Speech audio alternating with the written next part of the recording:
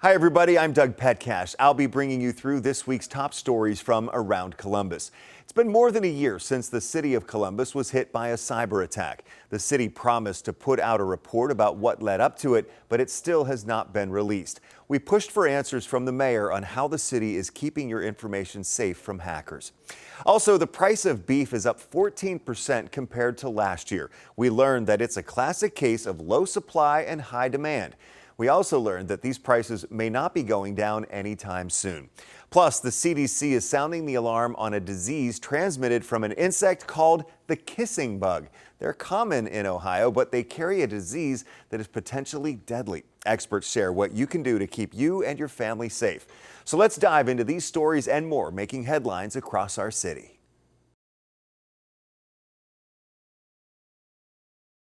Columbus Mayor Andrew Ginther first said the city was having issues because of the CrowdStrike update. Then he later admitted to me that the city had shut itself off from the internet because of a cybersecurity attack. Well, we are still waiting to hear exactly what happened through the attack. Last year, you promised the investigation report would be made public at the first quarter of this year. When will it be made public? Well, we continue to work closely with the folks that are helping us do this. As you know, there are a number of legal cases involved, and so we're trying to make sure we're protecting the taxpayers. Last summer, the city had announced it had suffered a cybersecurity attack, saying an employee downloaded a file that opened the door for thieves to get into the city's system. The city has not released more information about who that employee was or explained more about how the thieves got access to all of the city's and likely your private data. Any idea what the timeline is when it will be made public? No. Have any city employees been disciplined or have any arrests been made in this attack? I don't believe so, but the investigations may still be ongoing by FBI, Homeland Security, and other folks that are involved. The city has now spent millions in updating its internal systems to try to prevent the massive data breach and attack from happening again. Made a significant investment both in the capital budget and the operating budgets to enhance our efforts around cybersecurity. As you know, we just passed through council in the last couple of months a $23 million investment in Zero Trust Networks. Of course, we'll keep asking the mayor questions until we hear exactly what happened. In Columbus, Lacey Crisp, 10 TV News.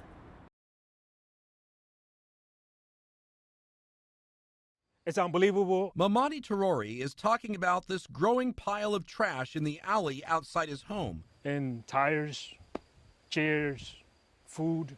The city calls it an illegal dump. Residents say they've alerted the city multiple times about the garbage, and each time the city says it's picked it up, but the garbage dumpers keep coming back. And we are grateful to have you guys here and just try and help us and send this message for people to realize what is going on in this neighborhood is not the right thing to see or to do. We called the city to come out to the location to get some answers.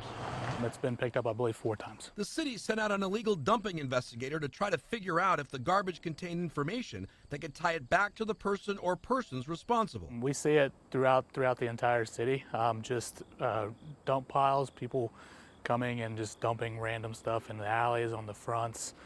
We see it a lot of our parks and recs facilities. As for Mamadi Tarori, who came to America from West Africa in search of a better life, he says what's happening outside his home is a huge disappointment. It's not the right place to have this type of stuff behind your house. The city hopes to have its investigation wrapped up in a few days and have this garbage removed by Saturday. Reporting in Linden, Kevin Landers, 10 TV News. What are you noticing with the prices? It's doubled. There's no question about it. Shoppers are paying more for beef at the grocery store. I was mostly chicken now. Yeah. And I'm getting tired of chicken. But those who don't want to shell out extra cash for beef might be eating chicken a while longer. This is a boneless beef ribeye. At Falter's Meatpacking, their wholesale prices for beef have gone up astronomically. Instead of paying in the neighborhood of $12 a pound early last year, you're now looking at $18 to $20 before you do any of the work required to turn it into steaks. According to the USDA, there were about 45 million beef cattle in 1975, compared to about 29 million today. Despite fewer cows available, Jason Falter says people are not changing their diets. And in fact, we've seen steady to higher demand over the past few years. The prices forcing local restaurants to beef up their creativity. You're going to see some interesting things like chicken in chili. We noticed that we were with their Skyline friends, and they now have a chicken chili that they're testing. And so you might see more things like that. So if you're going out to eat, should you be prepared to pay higher prices for beef items on the menu? Yeah, I think you're going to be prepared to pay a higher price for beef items. There's going to be a few exceptions to that. I think that you might see some of the quick serve restaurants, particularly the big chains, be able to kind of get through this easier than maybe our mom and pop and independent restaurants. Restaurants are prepared for prices to stay high through at least 2027. But even still, people are opting for the beef. People like their beef, right? And I just don't see that changing. And so the demand, I think, is going to stay high. Here at Falter's, they're already looking ahead to the holiday season where they're expecting high demand for beef. That means prices could go up even more. Reporting in Columbus, Carla Rogner, 10 TV News.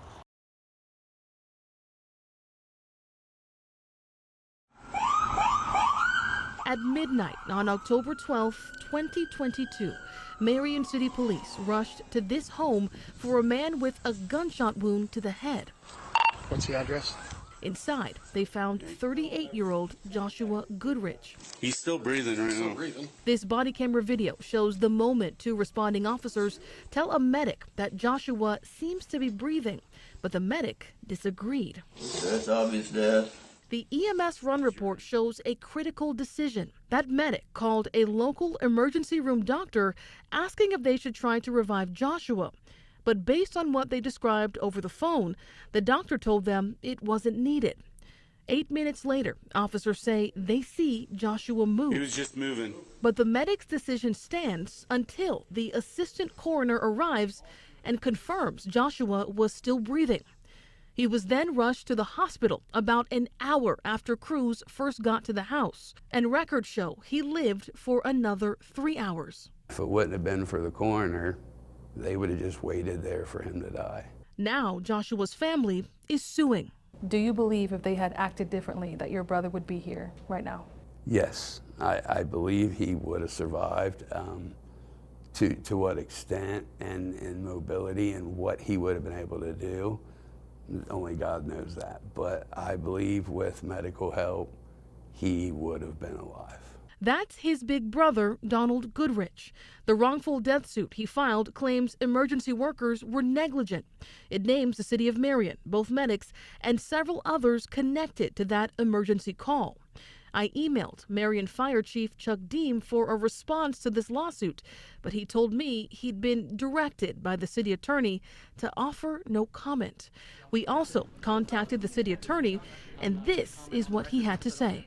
Because it's a pending lawsuit, I'm not going to make any comment at this time. Documents related to the case show the medics deny the allegations against them. In a legal response to the Goodrich family lawsuit, the two medics said they did not perform life-saving attempts because Joshua did not present signs of life.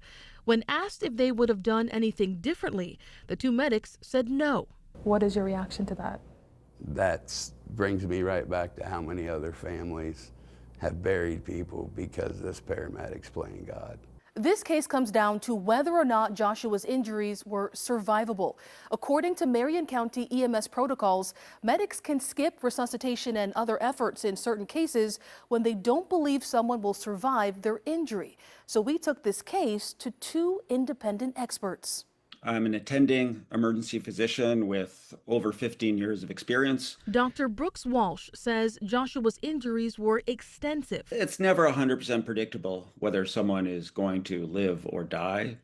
But in this case, Mr. Goodrich suffered what were at least devastating wounds to his head. But he added that he still showed some signs of life. To determine if the medics made the right call, Dr. Walsh says that critical context is missing about the phone call between them and the doctor. There are still a lot of questions here about what happened and how it was understood by other folks. It's an opinion that EMS educator and attorney Eric Yeager shares. We've seen cases similar to this where the information the paramedics shared wasn't complete.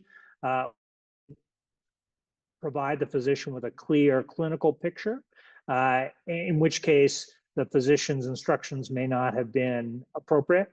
And we've seen situations where the paramedic does provide a clear clinical picture and the physician decides to deviate from the standard protocols.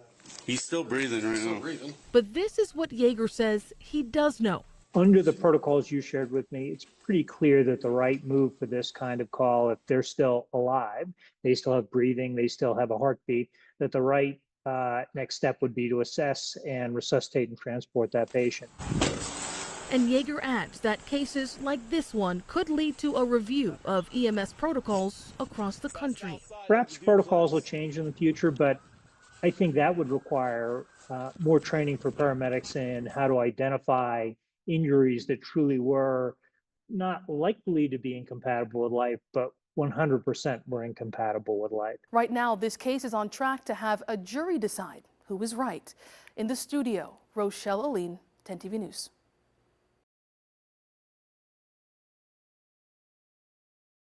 Kissing bugs, they're not new to Ohio, but they're also not very common here. The concern is over what they can carry. Researchers now calling the disease they can carry an endemic. And they're called kissing bugs because they will come and try to bite like near your lips while you're sleeping. Just under an inch long with piercing mouth parts, kissing bugs are gaining attention because they can carry a parasite that causes Chagas disease. If untreated, it could be life-threatening, but people can also have it without ever knowing. So a lot of times it's asymptomatic, and that is the problem. Kissing bugs do bite, but the disease is spread by the feces of infected bugs. In Ohio, there have been no kissing bugs found with the parasite causing Chagas disease, but people have been infected in other states. There has to be awareness among general public that if you notice something like that early, don't ignore, try to talk to your physician or an expert, try to get help. Ohio State entomologist Megan Muty says these bugs are often found in wooded areas and tend to go after small animals over humans. So the few cases that we've had of people finding them in their homes usually have some kind of rodent infestation as well and live near those wooded areas. Experts say if you find one of these bugs, don't squish it. They say to put it in the freezer or rubbing alcohol to preserve the bug so it can be tested. Reporting in Columbus, Catherine Simon, 10 TV News.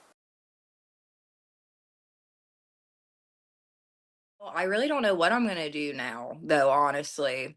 31-year-old Taylor Hegger says she's turned to Planned Parenthood for her primary health care needs since she was 14. I do yearly exams there as far as breast exams, pap smears, and STD checks. Now she's one of nearly 22,000 patients who will have to pay out of pocket for these services or find a new provider that accepts Medicaid. I don't have the money to pay for that out of pocket, which I'm sure most people don't, even working. The change comes after a federal court lifted a preliminary injunction enforcing a Trump-era rule to defund Planned Parenthood. Advocates say this has nothing to do with abortion, since Medicaid already cannot be used to pay for abortion services in Ohio. It just impacted people's ability to get to good preventative health care and to treat their urgent health care needs. Planned Parenthood of Greater Ohio CEO Erica Wilson-Domer says it's not so simple for patients to find another doctor. A lot of private providers will not accept Medicaid for payment of services, making it even more challenging for people to find a provider. Wilson-Domer says this will punish the state's poorest residents. It's deeply troubling because our Medicaid patients are our most vulnerable populations. And so to have their healthcare options restricted is just punishing populations for economics. She predicts patients will delay care or skip it altogether, which could cost even more. The Congressional Budget Office said that removing Planned Parenthood from the Medicaid program would actually cost the federal government an additional $300 million more than what they are today. She also says this will impact Ohioans beyond those on Medicaid. Because those patients not having affordable options, not having care, means that they go other places. And often that means an ER, that means a hospital, some other setting. And those costs get passed on to everybody else. So Don't think it doesn't impact you. It absolutely does. Heger says she doesn't know where she'll go now. I don't even know where to start.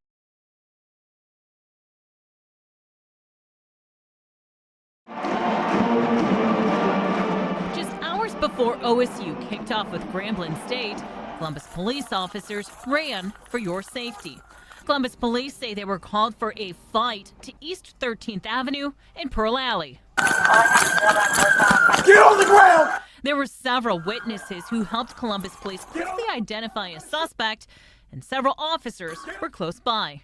Columbus police stopped this 17-year-old suspect in his tracks. CPD says they found a 19-year-old man shot. He's expected to be okay. He was holding the his waistband. Columbus police searched the teen suspect. There it is. Yep. Got. Students on campus say they hadn't heard about the shooting. I heard nothing about it. This is the first time I heard about it. Sophomore Teresa Gillis says she takes safety seriously around campus.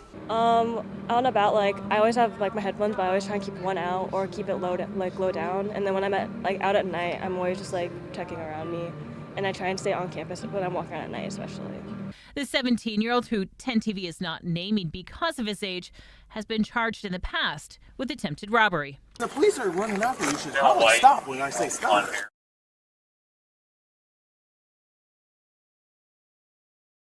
Mosquito bites in Ohio. We've all had them. Usually they're just a nuisance or cause some itching here and there, but one mosquito bite turned into something far worse than any mother could have expected. 5-year-old Emily is now out of the hospital. She spent a week dealing with brain swelling and seizures after contracting La Crosse. Nationwide Children's Hospital doctors say most people infected won't show symptoms, but children are more likely to get complications. Christy M. said she never imagined this would happen to her loved one. She's urging parents to stay alert. Sometimes as parents, we don't know when the moment has become serious enough to call for help. Emily is expected to recover with no long-term complications. Reporting in Columbus, Krista McFarland, 10 TV News. This tragedy is raising awareness for a free resource that families can use when vulnerable loved ones go missing. It's called Project Lifesaver. An urgent response to find a 3-year-old boy with autism in Etna Township ending in tragedy. Deputy Karen Dunlap responded to the devastating scene. Yesterday broke my heart. Deputy Dunlap is in charge of Project Lifesaver in Licking County. When that child or that person goes missing, this will lead us right to them. Project Lifesaver offers these bracelets with a battery-operated radio transmitter to people at risk of wandering off. I feel like anybody that has that cognitive disorder that makes them wonder should have this. When a person goes missing, every second counts. Deputy Dunlap explained a missing person on Project Lifesaver will automatically trigger a bigger response. Time is not our friend when a loved one goes missing, especially when we have woods and ponds and highways and things like that. The quicker we can find them, the quicker we can not have any type of distress in whether it's the person that's missing or the family itself. Parents and caregivers must test the bracelets each day to make sure they're working. And Deputy Dunlap travels around the county to change the batteries every 60 days. The more safety you have with your family and with your child and your loved one, the better off you are. There are nearly 100 people here in Licking County that are signed up for Project Lifesaver. To sign up your loved one, the first step is to call your local Department of Disabilities. Reporting in Licking County, Carla Rogner, 10 TV News.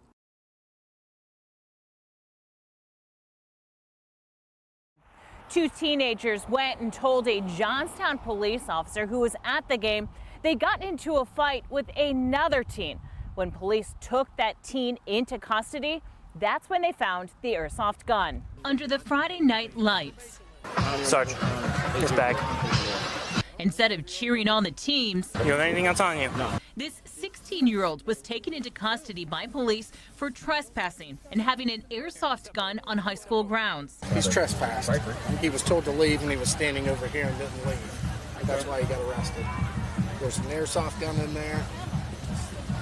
Supposedly he was brandishing it. Because of his age, 10 TV is not naming the teen. He's not a student at Johnstown High School and has been told before he's not allowed on the property. According to an incident report, he started fighting with 2 kids and they told a nearby police officer. Do be a tattletale. Do tell. It's not a kid's responsibility to decide what is important and what is not important. In a statement to 10 TV, Superintendent Dr. Philip Wagner wrote, multiple Johnstown Police Department officers were present during the incident on September 5th, alongside several school district administrators, some of whom interacted with police during their investigation. While our comprehensive district safety plans are not publicly shared to maintain their integrity, this summer, our video surveillance system was upgraded to include an AI component. This new feature identifies and issues alerts concerning specific individuals who are prohibited from school premises. Brittany Overmeyer's 4 kids don't go to Johnstown, but she says she's glad the district put safety first. First of all, take them into custody, figure out what's really going on here, what are we dealing with to keep everybody safe. I think they handled that fantastic. That teen is scheduled to be back in court in October. In Johnstown, Lacey Crisp, 10 TV News. That's a wrap on this week's edition of Around Columbus, your look at the stories shaping Central Ohio. Thanks for spending time with us. Stay safe, stay informed, and we'll see you next time. And don't forget, you can always get the latest updates on the go with the free 10 TV News app.